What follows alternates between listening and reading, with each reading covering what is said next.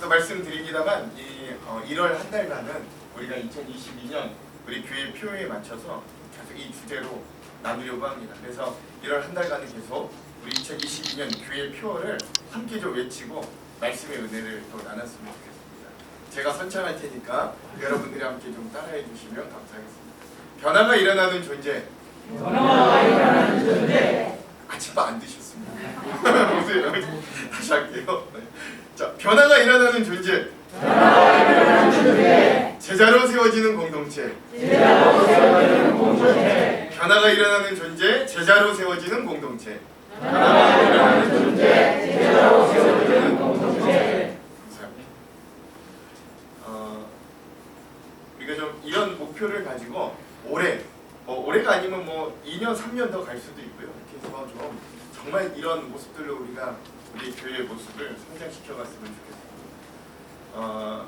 지난주에는 우리가 말씀을 가르치고 또 말씀을 배우고 나누는 게 어떻게 우리를 변화시키고 또 우리 개개인들이 하나 예수 그리스도께로 더 가까이 가는가를 함께 나눴습니다.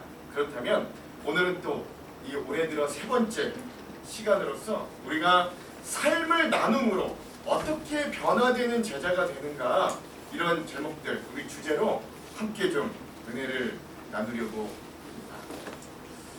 합니다. 혹시 여러분들 저든지 누가 여러분들에게 제자훈련 받으십시오 라고 하면 여러분 어떤 마음이 드십니까? 솔직하게 이야기하면 제자훈련을 엄청 사모하고 야 저거 한번 받아보고 싶다 라고 느끼는 분들은 사실 거의 없을 겁니다. 그리고 여태까지 제가 저와 함께 제자훈련을 진행하였던 많은 분들에게 들었던 공통점이 하나 있는데, 그건 무엇이었냐면 그분들이 제자훈련을 받기 전에는 그 제자훈련에 대한 막연한 공포감이 있었다라는 것. 예를 들면 이런 거죠. 그 제자훈련 그거 뭐 어려운 거 배우면 어쩌지? 나 이거 성경 잘 모르는데 괜히 잘못 들어갔다 이거 창피만 당하는 거 아닌가 모르겠다. 뭐 이런 막연한 공포감이 있으시다. 또 두 번째는 뭐냐면 부담감도 있습니다. 지금 내가 삶에 여유도 없고 바쁜데 이거 제자훈련까지 하면 내가 심적으로나 육적으로나 이 엄청난 부담이 되겠다. 아니, 괜히 가가지고 또 나 이거 할 자신도 없는데 괜히 목사님 숙제 많이 내줬는데 그거 못하면 어떡해. 뭐 이런 어떤 부담감이 그 마음에 있다. 그래서 이런 공포심과 부담감이 합쳐져서 이 제자훈련에 대해서 망설이거나 아예 애초에 시작을 하지 못하는 많은 분들을 제가 보게 되었습니다. 다 이해합니다. 만약에 저도 성도인데 제자훈련을 한 번도 해보지 않았어요. 아주 아무것도 모르는 상태에서 한번 도전해보라고 누군가 저에게 그것을 권한다면 저라도 그걸 부담스러워하고 공포스럽게 느낄 것 같습니다. 그런 마음을 그런 심정을 제가 이해하지 못한다는 게 아니에요. 그런데 중요한 건 뭐냐면 사실 제자훈련이라는 것이 본질적으로 그렇게 뭔가를 꼭 수료해야 되고 졸업해야 되는 어떤 숙제나 과제는 아니라는 거예요. 그런 건 아니라는 거예요. 책 하나를 공부하고 연구하고 그런 수업이나 강의, 그러고 나서 마지막에 시험 봐서 통과하는 어떤 그런 일련의 과정들은 사실 아니라는 거예요. 제자훈련이라는 게 그런 건 아닙니다. 그렇다면 원래 제자훈련은 무엇인가? 원래 제자훈련은 무엇인가? 오늘 우리가 이거를 좀 알았으면 좋겠습니다. 그러니까 사실 여러분 제자훈련이라고 하는 그 제자훈련은 엄밀히 이야기하자면 삶을 나누는 과정이라고 보아도 과언이 아닙니다. 뭐라고요? 삶을 나누는 과정입니다. 어떤 교재를 가지고 공부하는 게 아니라 엄밀히 이야기하자면 삶을 나누는 과정입니다. 물론 아무런 교재도 없이 이야기를 하기에는 너무 산만해질 수 있으니까 그것의 어떤 기준이 되는 교재와 매체를 사용하지만 그것을 배우고 익히는 건 사실 엄밀히 이야기하자면 아주 부차적인 일이라고 할 수 있습니다. 저는 그렇게 여깁니다. 오히려 진짜 제자훈련은 제자훈련 교재를 익히고 거기에 있는 지식적인 것들을 알고 숙련하는 것보다 그 가운데서 그 제자훈련을 하는 사람과 삶을 나누는 게 우선이 되어야 합니다. 예를 들면 이런 거예요. 만약에 그 제자훈련 시간에 서로 삶을 나누느라고 교제의 진도를 나누지 못할 때가 있고, 또 때로는 교제의 진도를 나아가느라 삶을 나누지 못하는 것, 이 두 가지 상황이 처해 있는데, 목사님 보고 목사님 제자훈련을 진행하면서 목사님 뭘 택하겠습니까? 라고 하면 저는 전자를 택합니다. 삶을 나누느라 교제를 더 나아가지 못하는 게 차라리 낫다. 교제를 나가느라 삶을 못 나누는 건 사실 제자훈련에선 의미가 없다. 왜냐면 삶을 나누려고 하는. 그래서 같이 그 제자훈련을 하는 사람, 그러니까 이끔이와 따름이가 같이 삶을 나누고, 같이 고민하고, 같이 격려하고, 같이 다시금 믿음으로 일어나는 게 더 근본적인 제자훈련의 목적이다라고 할 수 있는 거예요. 그러니까 이거 배워서 내가 신앙적인 지혜를 더 얻겠다, 신앙적인 지식을 더 쌓아가겠다라는 건 부차적입니다. 우리가 계속해서 올 한 해 우리 이 주제의 말씀, 오늘 이 사도행전 2장 42절에서 47절 이 말씀을 본문 주제로 삼고 이 1월 한 달간 우리가 이제 나눌 건데, 주일 설교 은혜를 나누고 있는데, 특별히 오늘 본문의 말씀 중에서 또 한 부분, 근데 이러한 제자훈련의 본 모습이 굉장히 잘 나타납니다. 그래서 특별히 오늘 우리가 46절, 본문 중에서도 46절의 말씀을 한번 좀 같이 읽어봤으면 좋겠는데요. 46절의 말씀 한번 보여주십시오. 46절 읽겠습니다. 시작. 날마다 마음을 같이하여 성결히 우리들을 힘쓰고 집에서 떡을 떼며 기쁨과 순전함과 음식을 먹고. 여러분 지난주 기억나십니까? 지난주에 우리는 사도들의 가르침을 받고 그 말씀을 가지고 서로 교제하는, 그러니까 그 말씀을 나누는 그런 복음을 가르치고 배움으로 변화를 일으키는 것이 제자훈련임을 먼저 알았어요. 근데 제자훈련이라는 게 거기서 끝나는 게 아니라 초대교회 성도들은 그렇게 말씀을 배우고 나누는 데서 한 발짝 더 나아가서 뭐라고 나왔냐면 성전에 모이기를 힘써서, 성전에 모여서는 뭐 한 거예요? 지난주에 했던 그 사도의 가르침을 받고 배우고 또 그것들에 대해서 서로 나눴어요. 근데 성전에 모이기를 힘쓰고 난 이후에 오늘 말씀에 뭐래요? 어디에서? 그 후에 집에서 뭐랬대요? 떡을 떼고 기쁨과 순전한 마음으로 뭐랬대요? 음식을. 그래서 저는 이 초대교회 성도들이 거기서 한 발자국더 나아가서 이 서로가 각자의 처소에서 집에서 모여서 삶을 나누었다라는 것에 좀 주목할 필요가 있는 것입니다. 그러니까 정리해보자면 이 46절에는 성전에서는 지금 우리와 이렇게 같이 공예배로 모인 이후에 또 흩어져서는 각자의 가정에서 소모임으로 모여서 떡을 떼고 식사를 함께 나누면서 기쁨과 순전한 마음으로 삶을 나누는 시간을 가졌다라는 것입니다. 이게 그러니까 이게 우리 전통적인 시각에서 보자면 그 바로 구역 예배 같은 거예요. 그렇죠? 뭐 요즘에 뭐 셀 모임, 목장 모임 뭐 이렇게도 이야기하는데 그런 모임들이 있었다. 그러므로 오늘 우리는 이 구절들을 통해서 제자훈련이 어떻게 삶을 나누는 것인가에 대해서 좀 구체적으로 은혜를 나누고자 합니다. 근데 제자훈련이 또 추구하는 바는 조금 더. 그러니까 첫 번째 우리가 좀 기억해야 되는 건 뭐냐면 제자는 심포지움으로 모이는 사람들이에요. 심포지움으로 모이는 사람들. 그러니까 이 삶을 나누는 제자훈련의 근본 형태가 무엇인가를 우리가 좀 먼저 알 필요가 있습니다. 여러분 혹시 심포지움이라는 단어 아십니까? 많이 들어보셨죠? 예.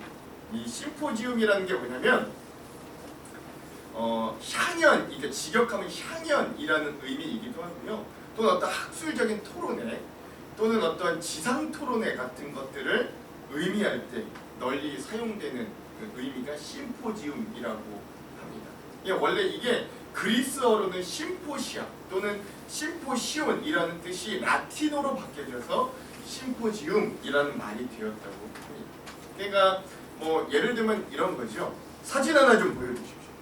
네, 이런 심포지움 하면 우리 보통 이런 모습들을 많이 생각합니다. 그러니까 앞에 학자들이 이렇게 탁자에 앉아 있고 수많은 회중들은 또 거기 뒤에 앉아가지고 어떤 주제에 대해서 같이 토론하고 또 뒤에는 막 뷔페도 차려져 있어서 뷔페도 막 먹고 이러면서 그런 학술적인 나눔을 하는 게 우리가 보통 심포지움이라고 이야기합니다. 요새 이렇게 많이 쓰여지죠. 이런 모임들이 굉장히 요새 많이 있습니다.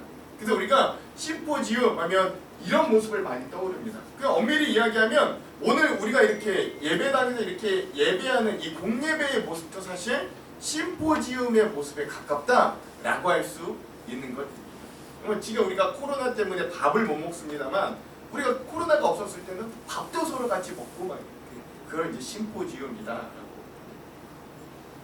그런데 진짜 원래 근본적인 심포지움은 이런 형태는 아니었거든요. 이게 심포지움이라는 게 발전돼서 이런 모습 또 이런 모습으로 됐던 거지만 사실 진짜 원래 근본적인 심포지움이라는 건 이런 혹시 그림 잘 보이십니까?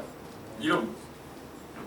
그러니까 원래 근원적인 심포지움이라고 하면 딱 떠오르는 그림 이런 그림을 떠오르시면 됩니다. 즉 식탁이 중심에 있고 그 식탁을 중심으로 어떻게 되면 다 같이 한 손을 이렇게 베고 비스듬히 누워서 이런 사람처럼 비스듬히 누워서 음식을 나누어 먹으면서 그 음식을 나누는 가운데 서로가 그 대화 중에 서로 때로는 가르치기도 하고 교제하기도 하고 때로는 엔터테인먼트 즉 서로 즐거운 시간들을 보내는 이런 모임을 원래는 심포지움이다라고 했다. 그래서 심포지움의 원래 모습 심포지움의 원래 모습은 이런 모습입니다. 그 다음 한번 이 심포지움의 순서가 이렇다고요. 첫 번째는 뭐라냐? 첫 번째는 밥을 같이 먹고 두 번째는 식사 후에 같이 이야기를 나눕니다. 가벼운 이야기. 이때부터 포도주랑 함께 이 이야기를 나눴다고 합니다. 그리고 나서 마지막 세 번째 이런 이야기 가벼운 이야기들이 끝나면 이후에 정말로 이제 모이려고 했던 어떤 주제들에 대해서 토론하기도 하고 때로는 즐겁게 서로 놀기도 하고 때로는 시를 읽기도 하고 노래를 부르기도 하고 때로는 어떤 요새는 흔한데 이때는 그 흔치 않았던 누군가 외국에 갔다 왔다면 그 외국에 갔다 왔던 경험담을 듣기도 하고 때로는 예수님 같은 경우는 세족식을 하게 되고 뭐 이런 것들이 다 심포지움이다라고 했습니다. 그런데 이렇게 이런 심포지움의 모습이 가장 많이 등장했던 게 어디냐면 신약성경 복음서에서 이런 심포지움의 모습이 가장 많이 등장하는 거예요. 즉 예수님과 제자들의 식사 자리, 가르침의 자리들이 다 사실 이 심포지움의 자리에서 이루어졌다라고 해도 과언이 아닙니다. 그 대표적인 장면이 이건데요. 요한복음 13장 23절입니다. 한번 읽어볼게요. 한번 읽게요. 시작. 예수의 제자 중 하나 곧 그가 사랑하시는 자가 예수의 품에 의지하여 걷는지라 라고 되어 있습니다. 여러분 그가 사랑하신 자가 누구냐면 요한이에요. 요한. 이 제자인 요한이요. 지금 어떻게 하고 있대요? 예수님의 품에 의지하여 누웠대요. 그러니까 기본적으로 지금 그렇다면 이 사람들은 서 있는 거예요? 앉아 있는 거예요? 누워 있는 거예요? 아까 그 그림처럼 한 팔 땅에 대고 비스듬히 누워 있는 거예요. 서로 누워 있으면서 심포지움을 하는데 이 제자인 요한은 예수님이랑도 친근하고 싶은 거예요. 그러니까 이 요한이 어떻게 한 거예요? 예수님의 품에 가서 기대고 누운 거예요.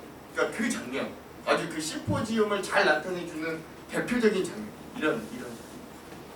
그러니까 지금 우리가 추측할 수 있는 건 지금 이 사람들 뭐 하고 있다? 식탁을 중심으로 먹으면서 이야기 나누고 있다라는 것들을 알 수 있는. 그 예수님의 사실 엄밀히 이야기 예수님의 최후의 만찬도 그게 이렇게 그림으로 딱딱하게 식탁이 딱 앉아 있고 이렇게 정면을 바로 다 같이 이렇게 막 딱딱하게 앉아 있고 이런 모습도 있지만 사실 그런 모습이 아니라 전형적으로 이렇게 둥그런 식탁에 다 이렇게 비스듬히 누워서 같이 먹고 마시고 이야기했던 그런 장면이었다라고 보는 게 훨씬 더 맞을 거예요. 특별히 오늘 본문에서도 다시 한번 읽어볼게요. 46절의 말씀을 다시 한번 읽어볼게요. 오늘 본문의 46절의 말씀을 다시 한번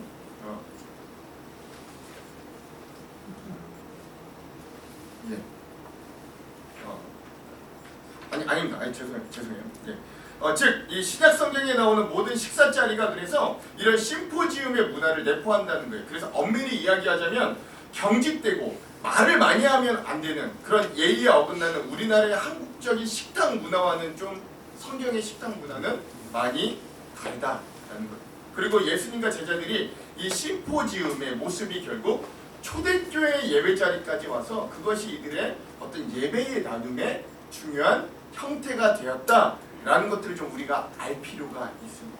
근데 우리가 앞서 읽었던 본문 46절에 나타난 것처럼 서로 집에 모여서 떡을 떼고 기쁨과 순전한 마음으로 음식을 먹으면서 마음을 같이 했던 이 초대교회 모임도 결국 이 심포지움의 모습과 다르지 않았다. 그래서 초대교회 예배는 이 심포지움으로 드렸다라는 걸 알 수 있습니다. 특별히 오늘 우리의 예배와 같이 어떤 이런 형식이 없이 먹고 다 같이 먹고 이야기하고 말씀을 나누는 것이 그들에겐 바로 예배가 되자 또 그들에게 제자훈련이자 그들의 마음을 나눠 합쳐지는 놀라운 순간이 되었다라는 것들을 좀 알 수 있습니다. 그래서 어떤 신학학자는 이런 초대교회 예배 또는 제자훈련의 특징에 대해서 이렇게 세 가지로 정리하였는데 이렇게 했어요. 첫 번째 뭐냐? 이 초대교회 모임 심포지움의 특징은 예수를 기억하는 모임이었다 라는 게 굉장히 중요하고, 두 번째는 뭐냐면 이 모임은 특히나 포용성의 모임이었다. 즉 남녀노소 신분의 구분이 없이 모두가 그 식탁에 참여할 수 있는 그런 모임이었고, 마지막 세 번째는 뭐냐면 이거 굉장히 중요한데 뭐냐면 그 모임이 기대되는 모임이었고 즐거운 모임이었다. 제가 앞서 말씀드렸던 제자훈련 하시죠? 라고 했을 때 그 다가오는 막연한 불안함, 공포감 이런 모임이 아니라 원래 그 모임은 즐거움, 기대되는 모임, 하고 싶은 모임, 재밌는 모임이었다라는 것. 저는 이렇게 삶이 나뉘어지는 제자훈련을 통해 삶이 나뉘어지는 모습을 간절히 꿈꿉니다. 언젠가 코로나가 해결되는 때 우리 교회의 소모임도 이러한 심포지움의 모습이 되기를 가슴 깊이 소망해 봅니다. 서로 주일에 공예배로 모이지만 또한 주중에 흩어져서는 소모임으로 각자의 집에 모여서 서로가 삶을 나누고 그곳에서 복음이 나뉘어지고 그로 인해 서로가 즐겁고 기대가 되고 서로가 서로를 보듬고 치료하는 모임을 꿈꿉니다. 그러므로 교회는 본질적으로 저는 이렇게 생각해요. 교회는 어떤 곳이냐? 먹고 노는 친구의 장이 교회. 교회 어떤 곳이라고요? 먹고 노는 친구의 장이 기본적으로 교회입니다. 교회에 대해서 깊이 이해하지 못하는 어떤 분들 때로는 이렇게 말하거든요. 에휴 이거 교회 헌금으로 먹고 노는데 다 쓰면 어떡해? 뭐 이렇게 말씀하시는 분들이 간혹 있습니다만, 물론 이 말에는 저는 어떤 의미인지는 압니다. 헌금이 귀한 것이니 함부로 탕진하면 안 된다라는 경계가 들어있는 거죠. 교회가 선교도 해야 되고 구제도 해야 된다. 이것도 뭐 맞습니다. 그분 저도 뭐 10분 동의합니다. 그러나 우리가 좀 잊지 말아야 될 건 뭐냐면 교회 공동체는 원래 태생적으로 서로 먹고 놀면서 서로 알아가고 마음이 합쳐졌던 심포지움의 공동체였다라는 거예요. 그 원동력을 바탕으로 구제와 선교가 가능해지는 공동체였다라는 거예요. 그러니까 이걸 패스하고 선교하고 구제하기는 어렵다라는 거예요. 그래서 제자훈련의 근원도 이런 식탁의 즐거움에서부터 시작됩니다. 이 식탁의 즐거움에서부터 시작된다. 그러므로 사랑하는 성도 여러분, 제자훈련이 꼭 딱딱하게 공부하고 연구하고 시험 보는 모임이 아니라 예수 그리스도의 복음 안에서 행복하게 먹고 노는 교제의 시간임을 꼭 기억하시기 바랍니다. 그렇게 즐거움과 기대 안에서 마음이 열려지고 삶이 나뉘어지는 것들이 시작됩니다. 이런 즐거움과 행복을 누리는 제자훈련 공동체가 되기를 주님의 이름으로 축원드립니다. 좀 못 믿으시겠으면 지금 제자훈련 받는 분들에게 한번 물어보십시오. 이게 정말 그렇게 부담되나? 그게 정말 그렇게 막 힘이 드는가? 한번 물어보십시오. 그게 즐거워. 그래서 우리가 그런 마음으로 좀 제자훈련을 좀 인식을 좀 바꿨으면 좋겠습니다. 우리 옆에 있는 분들과 함께 이렇게 한번 인사해 볼게요. 예수님 안에서 많이 또 함께 놀아봅시다. 시작. 예수님 안에서 많이 또 함께 놀아봅시다. 그러니까 제자훈련하면 부담스러워하죠. 목사님이랑 노는 시간. 제자훈련 하는 사람 같이 노는 시간. 자, 두 번째, 그래서 제자 훈련도 뭐냐? 제자는 마음을 같이 하는 사람. 삶을 나누기 위해서 마음을 같이 하는 사람. 즉 삶과 아픔과 내면의 진실함을 나누는 게 제자 훈련인 거예요. 뭘 책을 띄는 게 제자 훈련. 자, 다시 한번 46절의 말씀을 한번 읽어볼게요. 다시 한번 46절의 말씀 읽겠습니다. 시작. 날마다 마음을 같이하여 성전에 모이기를 힘쓰고 집에서 떡을 떼며 기쁨과 순전한 마음으로 음식을 먹고. 아멘. 자, 우리가 앞서 제자훈련 심포지움, 즉 먹고 마시면서 나누는 모임이라고 하였는데, 즉 성전에 모이기를 힘쓰고 집에서는 떡을 떼고 기쁨과 순전한 마음으로 음식을 먹는 것이라고 하였는데, 근데 여러분 중요한 건 뭐냐면 이 모든 심포지움의 모임에 가장 앞서 있는 문장이 아주 중요합니다. 맨 앞에 나와 있는 문장, 그게 뭐예요? 날마다 마음을 같이 하며. 뭐라고요? 날마다 마음을 같이 하며. 이게 중요해요. 심포지움이 돼 있어요. 뭔가 모임도 되어 있어요. 모이기에도 힘써요. 근데 더 중요한 건 맨 앞입니다. 날마다 마음을 같이 하는 게 중요해요. 여러분, 마음이 같다라고 하는 게 뭘 의미할까요? 초대교회 성도들이 한 마음으로 지냈다라는 걸 의미하는데, 이건 어떤 초대교회 성도들이 협동심이 좋았다라고만 의미하는 건 아닙니다. 잘 모였다, 물리적인 모임만 강조하는 것도 아니에요. 이들이 서로 마음이 같아지기까지 이들에게 더 깊게 무엇인가가 이들에게 있었다라는 것들을 우리가 좀 추측해 볼 수 있어야 합니다. 여러분, 우리가 상식적으로 있잖아요. 우리가 누군가를 정말 깊이 알고 그 대상에 대한 깊은 이해가 있으려면 상당히 많은 시간이 필요해요. 누군가를 이해하려면 그가 살아온 인생에 대해서 듣고 알아야 돼요. 또 그가 지금 어떤 부분이 아픈지, 어떤 삶의 문제로 신음하는지, 그리고 그가 어떤 가치와 의미를 삶의 최우선에 두고 삶을 살아가는지를 알아야 됩니다. 그게 선행돼야 돼요. 그리고 더 큰 그리고 그제서야 우리는 그 상대방을 조금씩 알아가게 됩니다.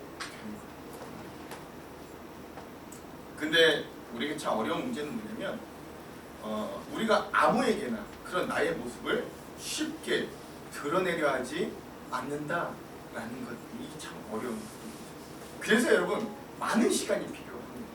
또한 그 상대에 대한 깊은 관심과 사랑이 필요합니다. 그리고 그렇게 자신에 대해, 그 삶과 인생에 대해 많은 시간을 나누면서 우리는 비로소 그 상대방을 진심으로 깊이 이해할 수 있게 되는 거예요. 돕고 싶은 강렬한 동기와 마음을 얻게 됩니다. 거기서부터 조금씩 마음이 같아집니다. 내 마음이 그 상대방의 마음에 옮겨가고 상대방의 마음이 나에게 조금씩 옮겨오게 되는 거예요.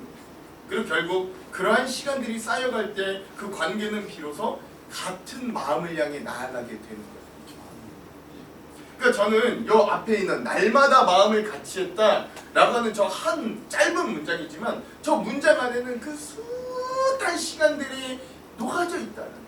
서로가 인생을 알기 위해, 서로의 아픔을 알기 위해, 서로가 무엇을 지금 하고 있는가를 알기 위해 얼마나 많은 시간 초대교회 성도들은 서로가 서로에게 이야기를 나누고 그 이야기를 들어주고 그 시간들을 함께 삶을 나누었는가.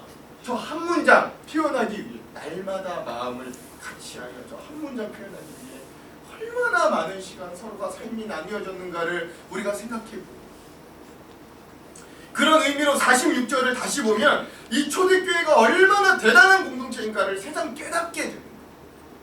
이 공동체는 그저 모여서 강렬하게 예배하고 기적과 표적이 일어나는 어떤 특별함만 보이는 사람들이 아니라, 사실 그 안을 더 깊숙이 들여다보면 서로가 복음을 통해서 서로를 이해하고 삶을 나누며 서로를 깊이 이해하고 서로 아픔과 상처를 보듬고, 그래야 그 마음이 내 마음과 동기화되는 같은 마음을 지닌 사람들이 되었다라는 겁니다.